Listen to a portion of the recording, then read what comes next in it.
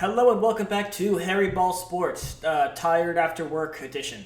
I just started my job. I work full-time now at 7 in the morning, which means I'm waking up at like 5:40 in the morning, which is ridiculous and inhuman. So I have far less time in the day now to work on these videos, meaning if I want to do this every week, I'm going to have to adapt. This week, adaptation looks like what you're seeing right here. I'm going to talk about my picks for week 1 and make my selections for week 2. I've been trying a new format like every video, so this is no different. Eventually I'll do one and I'll love it, so I'll stick with that. But as of right now, this is what I can give to you. The idea was to get this video out before Thursday Night Football, because the idea is to make predictions before the games happen, so it looks like I'm not just lying. But unfortunately, that did not happen. The game is actually on right now as I do this.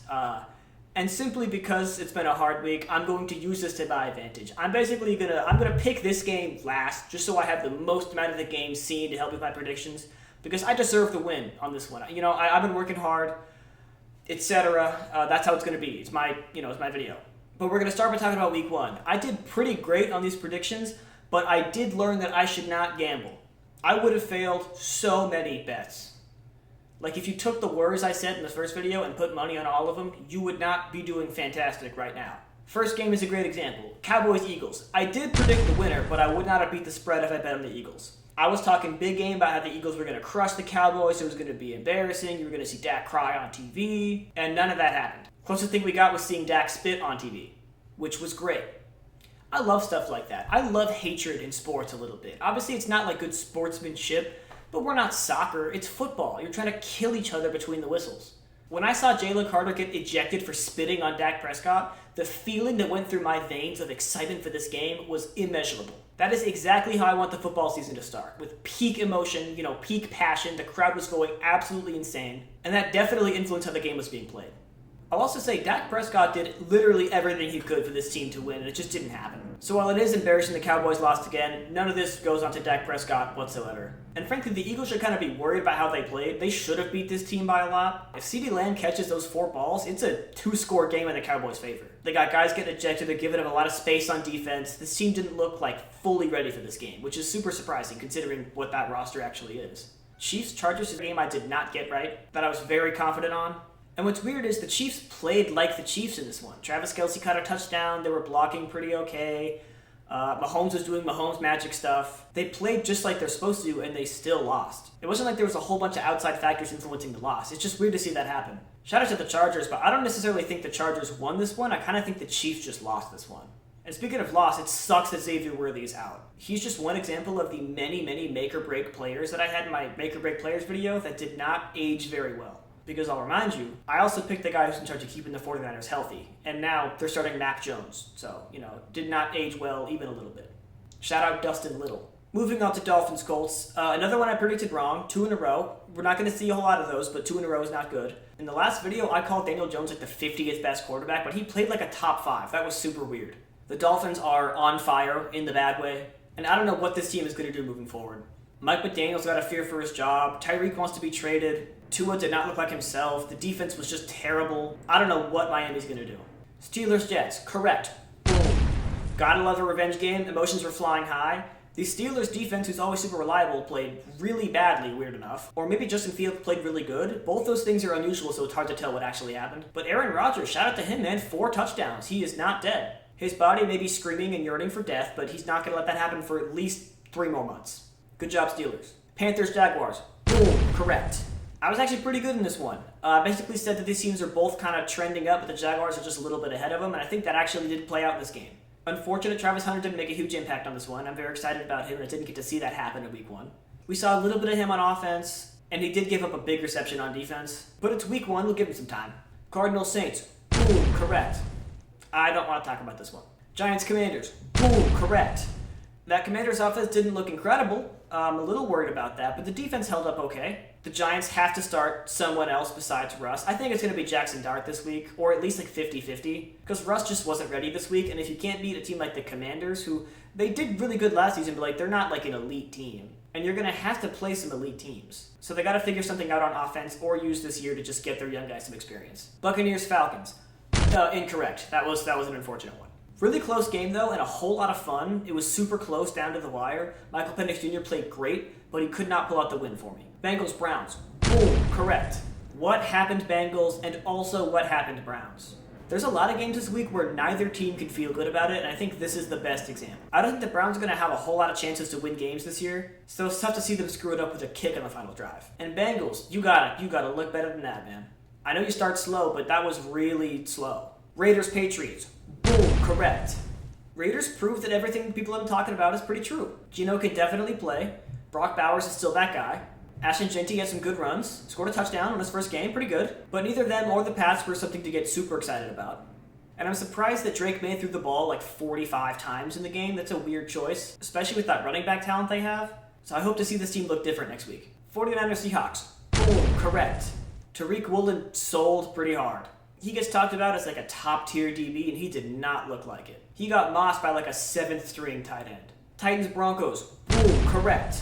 Definitely closer than I thought. I was impressed with Cam Ward, and I want to see more out of Bo Nix. Enough said. Lions Packers. Boom, correct. The vibes look different in Detroit. They lost Ben Johnson, and it is obvious. I will say, though, the Packers have elevated a lot of people's minds to like A-tier, S-tier status, but a tough start for a team who still has their eyes set on the Super Bowl. Texans Rams. Boom, correct. Texans need a no line, for real. And this Rams receiver core is pretty fun. Ravens Bills. Boom, correct. And also, potential game of the decade. If you haven't seen the highlights for that, go watch it. And you're seeing that right, 81 points total. What? Huh? These offenses were just going crazy. These defenses were chasing butterflies and seeing ghosts. And Derrick Henry played like a 9.9 out of 10, but he needed to play a 10 to win the game. So Vikings Bears also got this one wrong, but it was super close. Honestly, the Bears should have won. They Chicago'd the hell out of that. Caleb Williams started great, but I don't know what happened to him in the 3rd and 4th, man. JJ McCarthy just wanted it more, I guess. And that's a gross simplification, but that's what I'm going to go with. This game was on my birthday, so I didn't get to watch it live, but the highlights were good. Another one worth watching. Moving on to week 2, what the video is supposed to be about. Still going to save Commanders Packers to the end. Giants Cowboys. Giants definitely need work, and I'm pretty impressed with the Cowboys last week. No reason why Dak shouldn't throw for 4 touchdowns, 300 yards on this one. CeeDee Lamb was working on his hands all week because he was super frustrated dropping those balls in week 1, and I hope to see that in the field. I got the Cowboys here.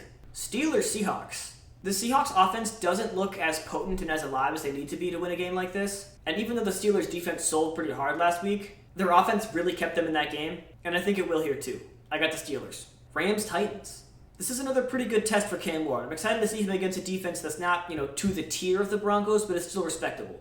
And I don't see a whole lot on their defense that's going to stop, Puka Nacua and Devontae Adams. So while this game isn't necessarily about the Titans winning, I can't pick them to win, and I have way more confidence in the Rams. Bills Jets. While Justin Fields did play super uncharacteristically good, I can't say they're going to beat the Bills. I'll take Buffalo. Pats Dolphins. I think the Dolphins really, really need this game. And I don't think that's going to directly correlate to them having success on the field, but sometimes that can make a real difference. I want to see some more creative play calling from the Patriots here, and I think they might have a hard time covering Tyreek Hill, as they have historically. But I can't pick the Dolphins here and sleep tonight, so New England. Jaguars Bengals. I don't think this is going to be Travis Hunter's breakout game, because no matter how good you are, you're not going to pick off Joe Burrow in your second game. Although he could rack up some more catches on offense, because this Bengals defense is exactly what we thought they were. In terms of overall roster composition, I still like the Bengals here a little bit, and I think they tend to be better in the clutch, weirdly enough. So I'm picking Cincinnati. 49ers Saints is going to be boring. I don't know how they're going to get people to watch this game. It's weird. 2-3 years ago, this would be a no-brainer 49ers win. And even preseason, I would have said the same thing. But now, I still think they're going to win, but it's nowhere near as guaranteed. I'd be really surprised if I picked the Saints even once this year, because Spencer Rattler just inspires no joy in my body whatsoever. No hate against him as a person, or even really as a quarterback, but he just does nothing for me. No dopamine response, no norepinephrine response, no adrenaline. I get nothing out of him. I got the Niners, but I'm not confident. Ravens, Browns, Ravens. Bears, Lions. I love when this division plays each other, and these two teams both need the win just for team morale. I still don't trust Caleb Williams a whole lot, but I'm excited to see what Brian Johnson schemes up here. He has all the knowledge of what the Lions like to do, so that's definitely an advantage. But this Lions team is just kind of objectively better. And this was my risk team last week, and they screwed me, so I'm not doing that again. I got Detroit. Broncos, Colts. This will be weird because we'll get to see whether that was just a massive fluke or not. While I don't want to disrespect the Colts because they do got some stars, they're solid on defense, they're solid enough on the O-line, and they did win by a lot of points against Miami. So I'm saying this with all due respect, but they should not beat the Broncos. If they do, I'll look at it pretty much the same as last week, where it's not the Colts being great, it's their opponents falling apart. I got the Broncos here, and I think this defense is going to put up a lot of fantasy points. Panthers, Cardinals. I don't have a whole lot to say here, It's a good game if you like young receivers and short quarterbacks. These teams actually do have a lot of weird similarities. Gonna give the slight edge to the Cardinals. Eagles-Chiefs is obviously where everyone's attention's going to go this week. A Super Bowl matchup is always huge, and this one in particular has a lot of emotions attached to it. I imagine the Chiefs' O-line is shaking in their cleats thinking about this. And can you imagine if there was more spit in this game? Andy Reid is kind of a genius, so I think he's going to scheme up something pretty interesting here.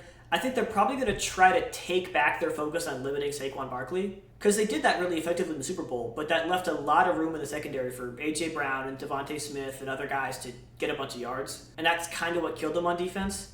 And since they're without two of their star receivers and that O-line is also injured, I just can't say the Chiefs are going to have a whole lot of fun here. I'm going to take the Eagles. Falcons-Vikings is fun. Two quarterbacks who really showed up for their teams last week. Unfortunately, Michael Penix's defense couldn't turn that into a win for him, whereas J.J. McCarthy's could. But I think both these guys are going to come in feeling good. This should be a pretty fun game, actually, and I could see it being just a shootout. I gotta give the slight edge to the Vikings here, just because that team feels pretty buttoned down, and the Falcons are still a developing project. But I don't think it'll be a blowout. Bucks-Texans. Same thing I said earlier, this Texans O-line cannot protect, and I think you need to score a lot of points to keep up with these Bucks. I'm surprised the chemistry Baker has with his young receivers already. It's literally week 1. And I think we're going to see a whole lot of that this season. Plus, I wasn't into it last season, but the Bucks just keep giving me reason to trust them, and I'm not going to be too stubborn to see that, at least actively. So Tampa's got this one. Finally, we got Chargers-Raiders. Both these teams coming off big wins, but I think they just exist in different tiers. I think both these teams are pretty good for the tier that they're in, but like the Raiders are a really good C-tier team and the Chargers are a really good B-tier team. So while the general sentiment around them is both positive in the same way, the Chargers are just kind of a step ahead. And Justin Herbert has a lot more tools than Geno does, just in terms of him physically and his relationship to the team, because this Raider stuff is all pretty brand new.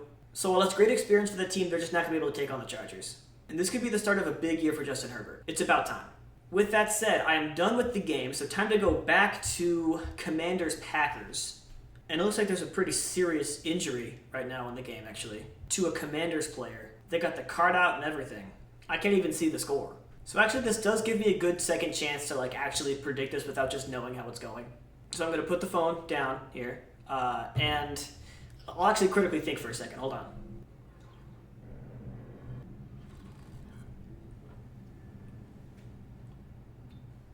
All right, I got it. I think this is a similar situation to Chargers-Raiders here. Both these teams are definitely climbing kind of the tier that they're in and definitely near the top. So the level of excitement is big around both of them. I just think the Commanders are top of B tier and the Packers are top of A tier at this point. And while the Commanders did go to the NFC Championship last year, which is crazy, I do still think that's them overperforming. I can really see the Packers going that far. I think Micah Parsons might have been the missing piece to just add a little bit more force to this team. And if Matthew Golden pans out and is at least decent, I think that receiving core is actually pretty nice. People get in him for having a bunch of, wide receiver 2s and 3s. But I think them doing that allows them to have a lot of talent elsewhere, weirdly enough. And so this is a pretty hard roster to beat across the board. Because with every unit, secondary, the line, the passing game, they're going to be better than you or just about where you are. You're only going to really beat them in a few categories. The fact that a Commanders player did just get injured, does help the case that the Packers are going to win. Super unfortunate for that guy. I hope he gets well soon. That looked pretty bad. Whenever the card is in the field and they put his name up on screen, that's not a good sign. So best of luck to him. But I think I'll take the Packers on this one. With that said, that is the end of Week 2 predictions.